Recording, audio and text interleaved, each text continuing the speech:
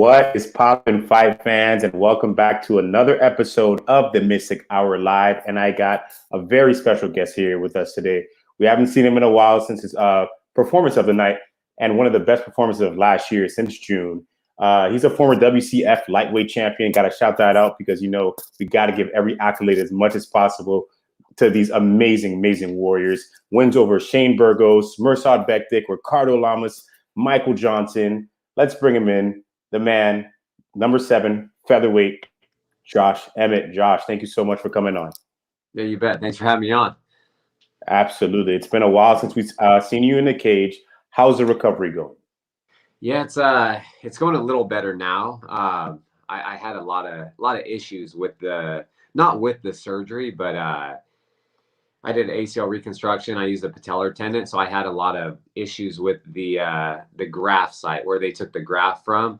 For whatever reason, I don't know if I responded different to it or I'm really not sure. I was like one of the lucky few that this rarely happens to, but my patella tendon did not heal, and I had a huge fracture in the patella in my kneecap where they actually took the bone from. So I did some stem cell procedure about 3 months ago, and I am responding well to that. So it has started to heal. I'm just a little behind where I should be. But you're able to train a little bit. I saw you hitting some mitts the other day. You can kind of move around. Yeah. So that's the thing. I'm still doing a lot of physical therapy. I do that 5 times a week, and then I'm either working with my strength coach, 3-4 times a week, and my boxing coach. So I can do a lot of that. And the whole thing, from hitting mitts, it came from I was just telling my coach how slow I am and all this type of stuff. And he's like, man, he had someone film us. But I feel like that's nothing. So you guys just wait. I feel like I'm at 50%. Yeah, I saw the power and the pop. It was still there. So I'm like, oh, is he coming back next month? You look like you're going to be back in no time. Yeah, hopefully. That's the plan. It's just a little too soon to tell kind of what's going on, but my knee is healing, and I'm hoping within these next few weeks or maybe month I can really just start to hammer the strength of the legs, the quads and hamstrings. And once I can start doing that, I think I'll take off. And then who knows? I wanted to fight in July or August, but I think it's going to be a little maybe later towards this year before I fight, realistically. Absolutely. And what's been probably the hardest part of this recovery, especially during this pandemic time period where you can't move around too much? What has motivated you to want to get back in there in the cage? Yeah, it's just, I've had one thing kind of set out, and that's why I got into MMA in general. When I was fighting on the regional scene, I had a few amateur fights, but I only wanted to fight in the UFC, even from the get-go. It was UFC or nothing to me. And, I had offers from other promotions, but it's the biggest and the best platform out there. And I knew it would just take a little longer to get there. And then once I got there, then obviously I have a goal, which I think most fighters that fight is to be the best on the planet in their weight class. And yeah, I want to be a world champion. And that's kind of what I'm gunning for. That's what I'm working towards. And, I'm so close, but it's just going to take me a little longer than I anticipated. Yeah, and you're usually such a positive guy, always smiling there after a fight. Did you ever have a moment of just I don't know how much I want to put my body through this anymore? Yeah, no, it is tough. It's and I've had a lot of injuries, and not even even in the UFC, I've had a ton, and everyone's like, oh, that guy's always injured. But I feel like I don't know what it is. I feel like I hurt myself, most of the times. Besides one fight I took, damage, and I didn't cause that. But even on the regional scene, I was always injured. I was breaking my hands and breaking things just because I was, I'm just hitting hard. And Uriah always says, he's like, oh, because he hits too damn hard. So I'm breaking my hands in practice. I'm breaking them in fights, things like that. But no, there hasn't been I've been an athlete my whole life. I've wrestled since I was a little kid. I wrestled in college. So I feel like, I don't know, I'll put my body through hell. And I say that time and time again, just to achieve greatness and achieve what I'm really working towards.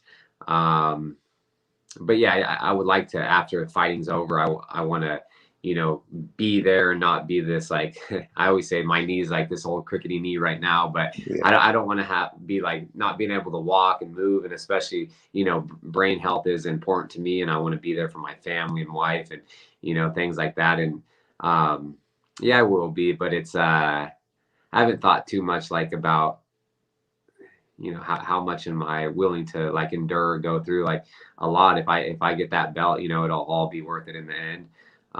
So yeah, I'm gonna keep on going. I'm starting to feel great too. Like, besides my knee bothering me, I feel like I'm dialed in with just everything finally, just with like the team. And I'm not saying just Team Alpha Male, but I'm just saying like the team behind me. I have Yeah. my dietitian. I work with Paulina. She's out of Perfecting Athletes. I have doctors. I have chiropractors. I have just everything that I need. I finally have it dialed in. And even though age is getting up there, I also got into the sport a lot later than most. And I Yeah. haven't taken damage in fights besides one fight. So I feel great. That's a good thing. Like, I feel great, but I do look at that number and I'm like, oh man, it kind of gets in my head, but it is the best I've been feeling. Yeah, and we have guys like Jan Blachowicz, who's 37, and he won a title recently. He's been a guy who's been in the game for a long amount of time. But while you had this time off, did you take time to maybe watch some videotape, watch a lot of things with your coach? Of course, a lot of things happen within the featherweight division. Yeah, I'm always working. So it's I'll watch some fights with my coaches. And I've always been a huge fan of the sport. So I most of the time I watch every card, unless I'm like I have some obligation where I can't pull it up on my phone or something like that. Yeah. But yeah, I watch a lot of fights. I watch and just in general. I'm always working, even when I couldn't do a whole lot on my, move around, like, in a dynamic fashion or athletic fashion. Like, even when I was in a brace, I'm like just staying stagnant. I'm working a lot of head movement drills. I'm hitting my bag. I'll sit there when did some stem cell stuff and I was in a brace again. My boxing coach, Joey Rodriguez, we're working on some, yeah, just drills. So that's one thing I'm always doing. I get so bored. Like, I'm not one of those people that likes alone time, or even, I get bored as hell. And so I have to be doing something. And it's been kind of nice, even with this, I'm not training, like in practice and all that, like all the time, just focus on that. But I am doing, my schedule's packed, like every single day, but Sunday I'm doing multiple workouts and training things. And I'm working my ass off to get my knee better. So I can get back to practice. And then from there, I only need, once I'm good enough to practice and do all that type of stuff, I only need 6-8 weeks and I'll be ready to go. I know how to fight. So yeah, that's what I'm gunning for. And I know it was a little difficult taking that Shane Burgos fight because I believe he was ranked below you in that time. And now, when you come back, are you going to be a little bit more tough with the UFC into accepting a fight, maybe with somebody in that top 5, top 6? Yeah, no, that's my plan. I feel like I'm always fighting back. I'm always the underdog still, even though I'm ranked higher than these guys. I'm always the underdog, which I don't mind. A fight's a fight. Anybody can lose. But yeah, I want to move forward from here on out, and that's the thing. I want to fight someone in the top 3. I want to come back and fight somebody that it's like a huge title eliminating fight. I want to do something that's going to get me closer to the title, and yeah, so I'm not gonna fight behind me. It's funny because anytime a featherweight fights or something like that, then no matter what, they're always like, oh, he needs to fight Josh. And some of these guys aren't even ranked in the top 20. I'm like, what the hell are you? What are you talking about? But yeah, I do want to fight forward. So that's the goal. Any specific names of anyone you're looking at, maybe a Max Holloway? And what did you think of his performance back in January? Yeah, it was amazing. How could you not? Um, I think it is like the best he looked, and Cater's been on a tear lately. So I think it's just the narrative. They always have to have some type of uh, some type of narrative. You know what I mean? And it's like everyone was saying, "Oh, Cater's going to be the guy to do it," and anyone can win on any given day. But it's like, yeah, Max looked great. Cater did a great job. It was a tough fight. I think even stylistically, it was a tough fight. Cater's kind of a slower starter. Max got his rhythm and his groove going early, and he never let off the pedal. So it was an awesome fight. You know, I watched that with my boxing coach. But as far as names go, really anyone. There's 6 people ranked in front of me in the world. So anyone that's going to get me closer to the title, sign me up. You know, if I could pick all day, I'll pick the champion. So whoever the champion is, hey, sign me up. That's who I want to fight, but that's not how it works. So anyone that's going to kind of not fast track me there, but with a win, get a shot. And how do you still fare against a champion, Alexander Volkanovski? You know, he's a very tactical guy, not finishing too many people, but how do you think that fight would go? Yeah, I think out of, you know, everyone, I think him and I match up very well. From a, you know, stylistically, we match up very well. Both come from wrestling backgrounds. He used to, you know, be a bigger guy. I think it was like 220 when he was playing rugby and stuff like that. I walk around it, you know, pretty heavy, and I feel like, you know, I'm still short. It doesn't matter if I'm fighting at flyweight, I'll still probably be short for the division. But yeah, I just feel like we're both explosive. We're both compact. Yeah, just powerful, well-rounded athletes, and I think I match up really well with him. So, like I've been saying, I think he's going to be the champion for a while. I want to get that crack at him. You know, I do, and he's a phenomenal champion. And like you said, he's undefeated in the UFC. He's on like I want to say like a 19-fight winning streak. Yeah. You know, but I think I match up really well against him. Yeah, and speaking of weight, do you ever see yourself maybe one day going to lightweight in the UFC? I know you fought in lightweight outside the UFC, but could you see yourself going up, because you do say you walk around a little heavy? Would it be a little bit easier maybe for you? Yeah, no, for sure. And you know, for West Coast Fighting, I was their lightweight champion. I had, you know, 2 titles under them, and then I was fighting. You know, I knew that when I got in the UFC, it would be on a short notice. So I was fighting at lightweight for my first 3 fights. You know, I took a fight against John Tuck in the Netherlands on a 4-day notice. That was my debut. So I hopped on a plane, flew across the world, cut weight, and beat a tough guy. That's another guy that, you know, they're like, who's this guy, Josh Emmett? He's going to get, you know, John Tuck's going to walk all over him. And I beat him. I had the compound fracture in my finger, had to hide it from the judge so I can keep fighting and get my win. And then I beat Scott Holtzman. And then my only loss was at lightweight was to Desmond Green. And that's where it was split decision, right? Yeah, split decision. That I still feel like I won that fight. You know, I fought him in his hometown of Buffalo. And it was a close fight, but I thought I won 2-1 for sure. But after that, my plan was always to fight at featherweight. So when I did get that loss, because I was winning, I was undefeated. I was like 11 or 12-0. I was like, I wasn't going to move down, because, you know, it's like if it's not broken, don't, you know, there's nothing to fix. So I just kept staying there. I lost that, and then I kind of reevaluated things. Then I'm grateful for that loss. You know, I truly am. I'm grateful for that loss, because if I would have won that, I would have stayed at lightweight and kept on going. But it made me really decide to go down to featherweight, what I originally always wanted to do. And then, you know, I went on a little run there, and it gave me the opportunity to, after my second fight at featherweight, my first fight, I fought Arantes and, you know, set some records there. And then I was able to fight the number 3 ranked guy in the world, Ricardo Lamas, when Jose Aldo pulled out, because they were going to fight for a title eliminating spot. And then I went and fought Lamas and won, and I was ranked 4th in the world. And then had, you know, a little minor setback, but I've been climbing my way back through injuries, through adversity, through all these type of things. And, you know, I was so close before, and I'm kind of back to where I was at the end of 2017. So, and now, like I said, I have everything dialed in, and yeah, I'm just looking forward to my return. And Josh, how important is Team Alpha Male to you, especially in this recovery time and in your career? You have Uriah Faber over there, Danny Castillo, Holsworth, a lot of good guys who have done a lot for this sport. But what have they done for you specifically and motivate you in your career?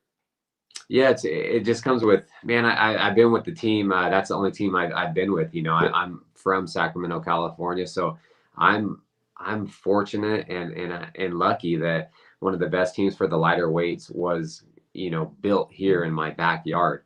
I think about it, you know, from time to time too, and and I don't know if I would be fighting if Uriah didn't open his gym here in Sacramento. Like I've always been a huge fan of the sport, and I was watching it before the Ultimate Fighter was mainstream. I was watching UFC pay-per-view cards when they had like a few a year, and this is back in like 99 2000 with like Wow. my best friend, and I always thought I could do this, and I always wanted to because I came from a wrestling background, but I I think about it. I don't think I would have traveled anywhere to go, give it a shot or go to a different team just for one, the money, like I didn't have the money where I could go travel. And it's been such a struggle, even, over a decade I've been doing this. And just in the last like few years, my wife and I have been able to do things that we've kind of always wanted to do and kind of dreamed about and things. And so yeah, I don't know if I would be fighting if Uriah didn't build his gym. But then, I have such a close relationship with my boxing coach Joey.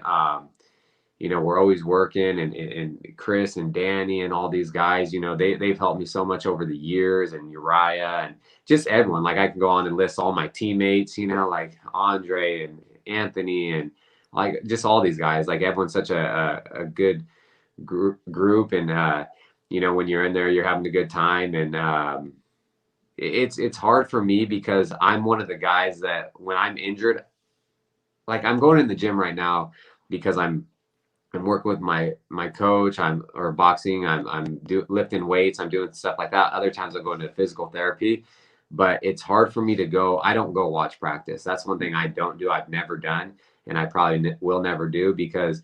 But there are people that do. They still show up to practice. They're watching the practice from the sideline. Just kind of seeing things, taking notes, doing what. But I just can't stand that. That's one thing because I can't get in there and I want to like participate and practice and do things so bad. So I've learned that for myself a long time ago. It's in wrestling and stuff like that. Like I would go when I was injured, and then before you know it, I'm like, oh, I'll give it a shot, and I'm in there and I'm drilling. And then before you know, we're going live, and then I get hurt again. So I've always been that way. I will not watch practice. But I see people when I go in there and lift because I'm going in the gym every day, Monday through Saturday still. So I'll say what's up to everyone, talk to people. But I don't sit there and watch practice. I always say I watched the UFC a little bit too late because in high school my coach had asked me, "Hey, you should wrestle. You look good. Do you have a body for a wrestler? You can just cut a couple pounds." And I said no. About 2 years later, I entered college and I start watching the UFC, and I'm like, "Oh my God, I should have wrestled. It probably would have been the best grounding for to get into the UFC." But it's okay now. I'm on a different road. Because I But do feel like it is like one of the best like foundations. You know what I mean? yeah, You look at a lot of like previous champions, especially when it was like, you know, a while ago, and they all came from wrestling backgrounds, most of them. But now it's like, I think the next generation of MMA athletes are going to be something crazy, just because we didn't have this, like they have Pop Warner football now. You have kids and you know martial MMA and doing all the jujitsu and wrestling and kickboxing. It's really insane. So in the next like 15, 20 years, it's going to be wild to watch. was there anybody specifically that you used to watch when you were younger that I want to be just like him, and this guy is the style that I want to have? Yeah, like my favorite fighter of all times was Tito Ortiz. He was Ortiz. my favorite fighter.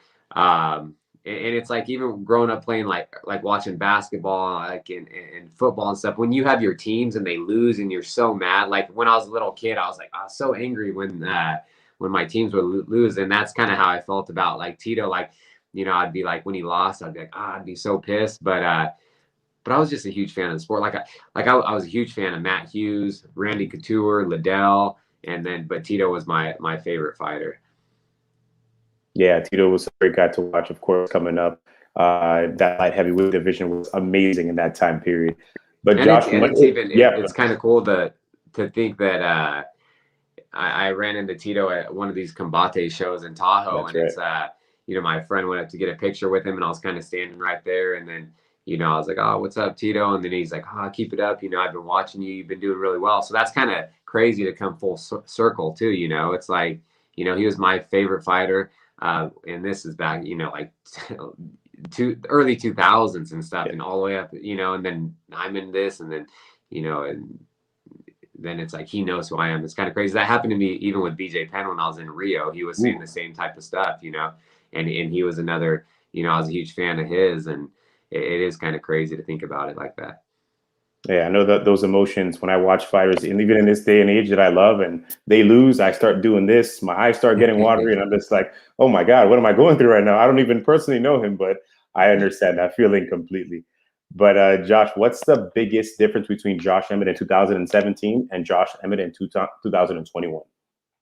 I think I just kind of have everything, like I said before, everything's dialed in. It's to the T. Like I know, man, just everything. Like and I like everyone that I've like worked with and stuff. And I don't want to give like little like little like kind of like secrets that I do, that I feel like I'm performing so much better, and even just kind of, yeah, have everything dialed in, like mind coaches, things like that. Um, yeah, just literally everything. So it's like, and I also used to 2017, and I still have been this way. I'm just coming forward.